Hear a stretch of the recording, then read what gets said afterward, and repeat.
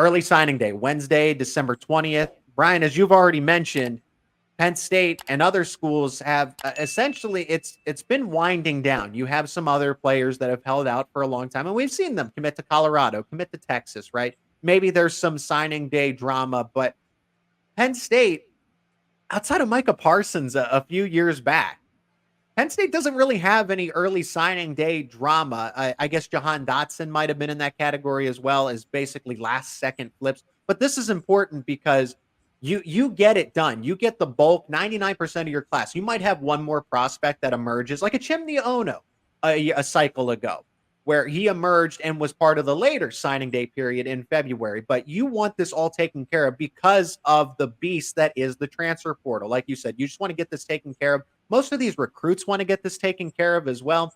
As far as what we're hearing, no drama, no fireworks. Penn State isn't going to lose any players out of the class. That's a good thing, but it doesn't seem like they're going to flip anybody that we've mentioned, all the time over the summer, going into the season. A Rico Scott of Alabama, a Nick Marsh of Michigan State. I figured that would be one for a flip somewhere. Kansas, Colorado, Penn State, any one of them. But it sounds like he is going to be aligned with Jonathan Smith, now formerly Oregon State, over to Michigan State. But it seems like if Penn State was going to do anything, it was maybe flip one wide receiver target. And those guys are just firmly locked into the programs that they've been committed to all along. Relationships. It's the same thing, man. Most of those kids have a relationship with one of the coaches there. Now, the one with Marsh, that one surprises me a little bit, but Jonathan Smith is a passing game guy. He's a great quarterback coach, so they're probably figuring that's an alignment for me. That'd be my guess. Sure. But otherwise, it's relationships, man. Penn State missed their window on some of those opportunities, and while they have kids coming in, they could have had an even better receiver class because they changed coordinators. So it's kind of rough. Got to find a way to get through this next year, then they can kind of get back on track. I mean, they're still going to have one of the better classes in all the country. Some Penn State fans might say, well, it's not good enough. And we discussed it, right? This was once upon a time a team that was firmly ranked in the top 10 and then kind of progressively fell out. And they went from 8th to 12th. Now, currently sitting, if you look at rivals, they're currently 16th, but they have 25 commits.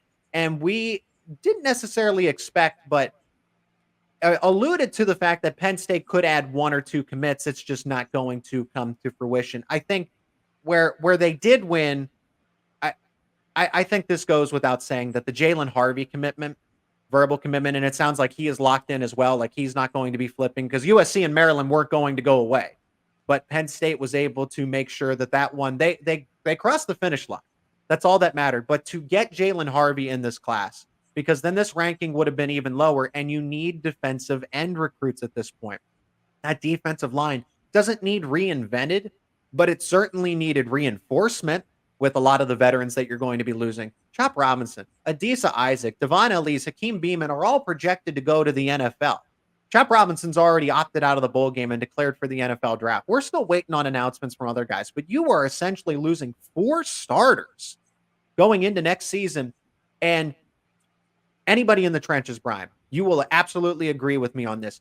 And going into Big Ten, Power 5, Power 4, whatever you want to call it, right? But Big Ten specifically, it takes, honestly, for some, at least 2 years to get acclimated. That's conservative. The difference in the strength that you need from the weight room is totally different inside the box as opposed to outside. That's why you see receivers and corners start as freshmen at so many schools. You still need weight training, but you don't need bulk. You got guys, think about this. Some kid walks in at 6'6", 290, and somebody says you're too light. Think about that. Yeah. It's just how many Penn State linemen in the last 5 years have started that were under 300 pounds on the offensive line? Maybe one, maybe. That's just the nature of it. They're really elite schools. Kids are 3'10", 6'4", and up. And they got to earn that weight room time. 400-pound bencher, common. Yeah. So that's time, brother. You're absolutely right. So I think of guys along the offensive line. Javen Williams, top offensive lineman in the state of Pennsylvania. Some would argue that he was the top offensive lineman in the entire country in his respective class. And Penn State's searching for offensive linemen in the transfer portal because you're losing Olu Fashanu and maybe Caden Wallace. Caden Wallace becomes all that much more important to re-recruit and keep him from going to the NFL. But I mean, that's saying a lot that Javen Williams, who was that highly ranked, might not even be ready to start next season. Yeah, you have Drew Shelton, you have all these, but that's why we bring this up. So let's look at some of the offensive line commitments that are coming in. Donovan Harbor he's an interior offensive lineman, so this is a little different. Tackles the position of need specifically for Penn State, but just in general. Harbor, 6'5", 305 pounds. That's a good starting point. I would probably say that he probably needs to catch up on speed, agility, athleticism. But those guys that are really athletic for their size, Garrett Sexton, Egan Boyer, Ryan, these guys are listed at 250 and 260 respectively.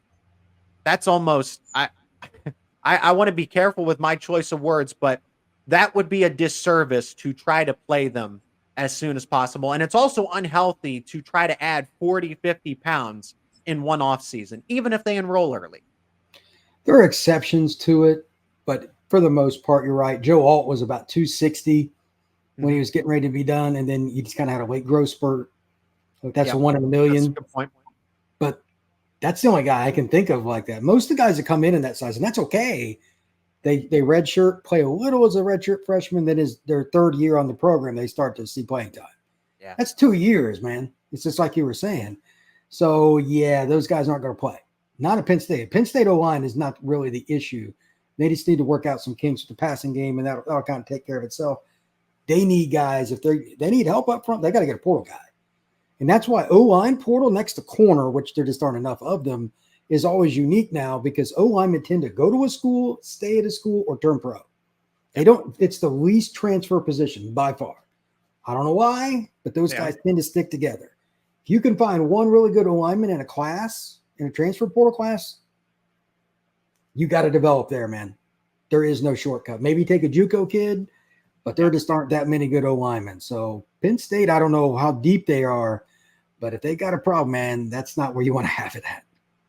Especially if you don't figure out the wide receiver problem as well. So yeah, there's that. Drew Aller wasn't under a lot of pressure this past season. It could go from bad to worse if they don't fix that. Let's discuss the overall of this class because I really do like it. Even though the recruiting rankings say 16th, there is a lot of really good talent and a lot of upside and potential. Because Tysier Denmark was somebody they added later on in the cycle that's going to be probably, if everything works out, could be a really good wide receiver for Penn State. To name a couple others, Josiah Brown was coming in at the wide receiver spot. Peter Gonzalez has a lot of potential. Those are the wide receivers specifically. But Brian, are there any other prospects that intrigue you? Because I'll tell you the one that absolutely does, and that is Quentin Martin. I think Quentin Martin has an opportunity. The 6'2" running back out of the state of Pennsylvania, the best in PA, stay in PA, already has college football ready size, could play defensive back, is coming in as a running back, but you never know. He is truly a Swiss Army knife type of player as it is. And Penn State, I think, can do so much with him, maybe even in the return game as well. We've seen him break off so many plays at the high school level. Are there any other prospects? They've been able to land some guys out of Florida, so you're familiar with some of the secondary guys that are coming up to Penn State. John Mitchell, Belgrave Shorter. Here's another player I like. Of course, Ethan Grunkmeyer is going to come to mind, but Luke Reynolds is rated as a 5-star according to 24/7 Sports.